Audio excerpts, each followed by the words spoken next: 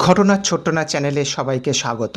Middle ইস্টের এবং Gaza Israel যুদ্ধের শান্তি চুক্তি হওয়ার পর যে নিউজ আপডেট উঠে আসছে সেগুলো নিয়েই আজকে আলোচনার জন্য এই ভিডিওটা বানানো। প্রথমত, আজকে এমন একটা ইম্পর্টেন্ট দিন, শান্তি চুক্তি হওয়ার পর, ইসরায়েল হামাসের সঙ্গে শান্তি চুক্তি হওয়ার পর আজকেই সেই গুরুত্বপূর্ণ দিন যে দিনে নাকি হামাস তাদের বন্দি মুক্তি দিল। হামাস তাদের সুড়ঙ্গে বন্দি করে রাখা ইসরায়েলের জীবিত জিম্মিদেরকে ছেড়ে দিল। যে ২০ জন জীবিত জিম্মি ছিল হামাসের আন্ডারে বন্দি, সেই ২০ জন জিম্মিদেরকে পুরোপুরি মুক্তি দিয়ে দিল হামাস। প্রধানত দুটো ফেজে মুক্তি দিল। প্রথমে আজ সকাল ৮টার সময় প্রথমে ৭ জনকে ছাড়া হয়। সেই ৭ জনকে ছাড়ার পরে দ্বিতীয় ফেজে ১৩ জনকে ছাড়া হয়। মোট ২০ জনকে তারা মুক্তি দিয়ে দিল। এদিকে ইসরায়েলও তাদের জেলে বন্দি ফিলিস্তিনি কয়েদিদেরকে আস্তে আস্তে রেহাই মুক্তি দিচ্ছে। এই মুহূর্তে ওয়েস্ট ব্যাংকের রামাল্লাতে বাস এসে পৌঁছাচ্ছে এবং ফিলিস্তিনি জনগণদের মধ্যে, আত্মীয় স্বজনদের মধ্যে তাদেরকে একে একে মুক্তি দেওয়া হচ্ছে এবং তারা বাইরে বেরিয়ে এসে তাদের আত্মীয় স্বজনের সঙ্গে মিশে, যেসব ফিলিস্তিনিরা ইসরায়েল জেলে বন্দি ছিল তারা আত্মীয় স্বজনদের সঙ্গে মিশে বা মিলতে পেরে কান্নায় ভেঙে পড়ছে। এটা একটা খুশির কান্না, কারণ আজ দুই দেশেরই একদিকে গাজা যেমন ইসরায়েলি বন্দি ছিল তাদেরকেও ২০ জনকে মুক্তি দিল। এই শেষ জীবিত ২০ জন ছিল যাদেরকে হামাস মুক্তি দিল, তারাও দেশে ফিরছে। তাদের আত্মীয় স্বজনরাও ভিডিও কলে কিংবা ভিডিও লাইভে দেখছে। যতক্ষণ না তাদের কাছে পৌঁছাবে, জিম্মিরা ওদের কাছে পৌঁছে গেলে, আত্মীয় স্বজনের কাছে পৌঁছে গেলে তারাও আনন্দে হয়তো কান্নায় ভেঙে পড়বে। যেমন কিনা ওয়েস্ট ব্যাংকের রামাল্লাতে ফিলিস্তিনি জিম্মিরা এসে আত্মীয় স্বজনের সঙ্গে মিলিত হচ্ছে, আনন্দে আত্মহারা হয়ে যাচ্ছে। ২০০০ জিম্মিদেরকে মুক্তি এখন দিতে হবে ইসরায়েল প্রাইম মিনিস্টার বেঞ্জামিন নেতানিয়াহুকে, কারণ যেহেতু হামাসের চুক্তি অনুযায়ী হামাস তার জীবিত জিম্মিদের ফেরত দিয়েছে এবং মৃত জিম্মিদের হয়তো খুব শীঘ্রই তারা ফেরত দিয়ে দেবে। ঠিক তেমনি ইসরায়েলের জেল থেকেও ফিলিস্তিনিরা মুক্তি পাবে। তো এই তো হচ্ছে সবচেয়ে বড় খবর আজ গাজা এবং ইসরায়েলের মধ্যে শান্তি চুক্তি হওয়ার পর। এরপর যে খবর উঠে আসছে সেটা হচ্ছে ট্রাম্পের খবর। ট্রাম্প সকালেই আজকে প্লেনে করে ইসরায়েলে পৌঁছে গেছে, ইসরায়েলের তেল আবিবে নেমেছে এবং সেখানে নানা রকম বক্তৃতা দিচ্ছে। এখন তো সেনেটেও বক্তৃতা দিচ্ছে, যেটা কিনা ইসরায়েলের পার্লামেন্ট। সেই ইসরায়েলের পার্লামেন্টে বক্তৃতা দেওয়ার সময় দুজন পার্লামেন্ট সদস্য ট্রাম্পের বক্তৃতার মাঝেই প্রোটেস্ট শুরু করেছে, তাদেরকে সিকিউরিটি ধরে নিয়ে বাইরে বেরিয়ে গেছে। এই খবরও চারিদিকে ছড়িয়ে পড়ছে। একেবারে অন ক্যামেরা যখন ইসরায়েলের পার্লামেন্টের মধ্যে ট্রাম্প বক্তৃতা দিচ্ছে, সেই সময় পার্লামেন্টের দুজন সদস্য, ইসরায়েলি ইহুদি সদস্য, তারা কিনা ট্রাম্পের একেবারে বিরোধিতা করছে, প্রোটেস্ট করছে। তার জন্যে তাদেরকে ধরে নিয়ে বার করে দেওয়া হয়েছে। এরকম একটা সিন ক্রিয়েট তৈরি হয়েছে। এরপরেও ট্রাম্প নেতানিয়াহুকে একেবারে যুদ্ধ বিজয়ী ঘোষণা করছে। নেতানিয়াহুর পিঠ চাপড়ে দিয়ে হয়তো আরও প্রশংসায় ভরিয়ে দেবে। কিন্তু সবচেয়ে বড় ঘটনা হচ্ছে আজকের ইজিপ্টের শার্ম আল শেখ শহরে, যে শহরে কিনা এই শান্তি চুক্তির শুরু হয়, যেখানে কিনা বিশ্বের বিভিন্ন নেতারা বা আরব কান্ট্রির বিভিন্ন নেতারা মিলিত হয়ে এই পিস প্ল্যানের ফার্স্ট ফেজ চুক্তি স্বাক্ষর হয়েছে, সেইখানে আজকে একটা সেলিব্রেশন আছে, বিরাট সেলিব্রেশন বলতে এই যে শান্তি চুক্তি হয়েছে তার জন্য আরব কান্ট্রি এবং ট্রাম্প নিজে সেখানে উপস্থিত থেকে এই সেলিব্রেশন করবে এবং ট্রাম্পের সঙ্গে সঙ্গে নেতানিয়াহুরও এইখানে আসার কথা ছিল। এই হচ্ছে লোহিত সাগরের তীরে অবস্থিত মিশরের এই শহরে সেলিব্রেশনে নেতানিয়াহুর আসার কথা ছিল, কিন্তু শেষ মুহূর্তে নেতানিয়াহু ডিনাই করে দিয়েছে।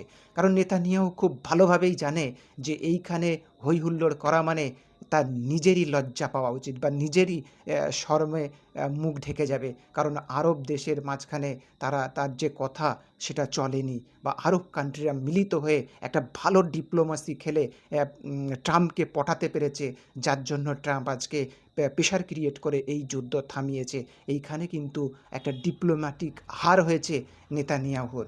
তাই আজকে ট্রাম্প ডাইরেক্ট ইসরায়েলে এই মুহূর্তে আছে এবং ইসরায়েল থেকে উড়ে যাবে শার্ম আল শেখ শহরে, যেটা কিনা মিশর, এবং সেখানে এক্কেবারে সাজো সাজো রব এই সেলিব্রেশনের জন্য বা শান্তি চুক্তি সফল হওয়ার সেলিব্রেশনের জন্য একেবারে পুরো ঢেলে সাজিয়েছে এবং ট্রাম্পকে তো ওয়েলকাম করা হচ্ছে। সবচেয়ে বড় ঘোষণা দিয়েছে আদেল ফাতা আল শেখ, ইজিপ্টের রাষ্ট্রপ্রধান, যে কিনা বলছে যে তাদের দেশের সবচেয়ে বড় প্রাইজ বা পুরস্কার, award, order of the nail, এই পুরস্কারে ভূষিত করা হবে ট্রাম্পকে। ট্রাম্পকে তারা অ্যাওয়ার্ড দেবে, এবং কী অ্যাওয়ার্ড? মিশরের সবচেয়ে বড় সর্বোচ্চ অ্যাওয়ার্ড। আমাদের দেশের যেমন ভারতরত্ন, ওদের সবচেয়ে বড় রাষ্ট্রীয় পদমর্যাদা পুরস্কার দেওয়া হবে ট্রাম্পকে এই পিসের যে সেলিব্রেশন হবে তাতে। আশা করা যাচ্ছে এই পিস সেলিব্রেশনে মোট 20টা দেশ থাকবে, 20টা আরব কান্ট্রি পার্টিসিপেট করছে। অলরেডি এরদোগান, তুরস্কের প্রেসিডেন্ট, সে মিশরে এসে গেছে, এবং আরও আরব কান্ট্রি, কাতার আর বাকি সব দেশের প্রধানরা আসছে, তার সঙ্গে ট্রাম্পও আসছে। এসে এইখানে বীভৎস সেলিব্রেশন হবে। মিশরের এই সেলিব্রেশনটা কিন্তু খুবই প্ল্যানমাফিক, এবং যদি ধরা যায় যে বিশ্বের কাছে আরব কান্ট্রিগুলো ট্রাম্পকে দিয়ে এমনভাবে নাচিয়ে দিচ্ছে যে আমরা কিন্তু দেখো ওয়ার থেমে গেছে, যুদ্ধ থেমে গেছে, তাই কিন্তু আমরা এত সেলিব্রেশন করছি, এবং তুমি বিশ্বের সবচেয়ে বড় নেতা, তুমি বিশ্বের সবচেয়ে বড় ইকোনমিক্যাল কান্ট্রির একজন প্রতিনিধি, তুমি কিন্তু সবচেয়ে বড় প্রেশার ক্রিয়েট করে ইসরায়েলকে মানিয়ে এই যুদ্ধ থামিয়েছ, সুতরাং তুমি কিন্তু আর পরে ডিনাই করতে পারবে না। এবং ইসরায়েল যদি আবার যুদ্ধে জড়াতে চায়, যেটা কিন্তু ও বারবার করে থাকে, তাহলে কিন্তু তুমি পরে মান সম্মানে পড়বে, কারণ তুমি কিন্তু আমাদেরকে নিয়ে বা আমরা তোমাদেরকে নিয়ে এই সেলিব্রেশনে এত নাচন কদন করেছি, যুদ্ধ থেমে গেছে, তার একটা বড় পার্টি সেলিব্রেশন করছি, এবং এটা পুরো বিশ্ব দেখছে, পুরো বিশ্বের মিডিয়া এটাকে কভার করছে, পুরো বিশ্বের মানুষ এটাগুলো থেকে দেখছে। সুতরাং কিন্তু এর পরে ইসরায়েল যদি আবার ফের মিডল ইস্টের যুদ্ধের বার্তা বহন করে বা গাজাতে আবার আক্রমণ করে, কিন্তু সবচেয়ে বড় লজ্জিত ট্রাম্প তুমি হবে, কারণ তোমাকে নিয়ে আমরা এত বড় সেলিব্রেশন করছি। সুতরাং এই সেলিব্রেশনটাও কিন্তু আরব কান্ট্রি, তুরস্ক, কাতার, ইজিপ্ট খুব প্ল্যানমাফিক, খুব বুদ্ধিদীপ্তভাবে করছে, এবং ট্রাম্পকে নিয়ে এত নাচানাচি করছে যে যুদ্ধ থেমে গেছে বলে আমরা এই করছি। এবং নেতানিয়াহুকে সেখানে আমন্ত্রণ জানানো হয়েছিল, যেখানে ইজিপ্টের প্রেসিডেন্ট নিজে ব্যক্তিগতভাবে তাকে নিমন্ত্রণ করা হয়েছিল, এবং তিনি রাজিও হয়েছিলেন নেতানিয়াহু ট্রাম্পের সঙ্গে এই অনুষ্ঠানে আসবে, কিন্তু শেষ পর্যন্ত ক্যান্সেল করে দেয়। শেষ পর্যন্ত সে বলে না, এখন হিব্রুদের বা ইহুদিদের ছুটির সময় চলছে, উৎসব চলছে, সেই অজুহাত দেখিয়ে কিন্তু নেতানিয়াহু আসলো না। অ্যাকচুয়ালি নেতানিয়াহু লজ্জায় পড়ে গেছে যে এত বড় জয় হামাসের, কারণ হামাসের ফাইটাররা বলছে, অনেক মিডল ইস্ট বিশেষজ্ঞ বলছে, এই যখন 20 জনকে জিম্মিদেরকে ফেরত পাঠানো হচ্ছে, তাদের যে কাফিলা বা তাদের যে দল দেখা যাচ্ছে, এবং 7,000 সৈন্য বা 7,000 পুলিশ বাহিনী অলরেডি তৈরি হয়ে গেছে গাজাতে, যা গাজা অ্যাডমিনিস্ট্রেশন তৈরি করেছে, তার মধ্যে কত যে হামাসের সদস্য আছে পোশাক বদলে চলে এসছে, তার কোনো আন্দাজ নেই। এবং অনেক বিশেষজ্ঞ বলছে যে হামাস তার পিক পজিশনে আছে এই মুহূর্তে।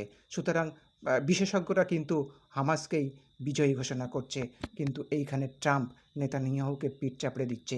যাই হোক, প্রথম ফেজের সবচেয়ে ভালো বিষয় বা সবচেয়ে সুখের বিষয় যে দুই দিকেরই হোস্টেজেস মুক্তি পাচ্ছে, তারা তাদের ফ্যামিলির কাছে গিয়ে ফিরছে, এবং ফ্যামিলির কাছে তাদের আনন্দ, তাদের ফিরে আসার আনন্দ, ঘরে ফেরার আনন্দ, এইগুলো প্রকাশ পাচ্ছে।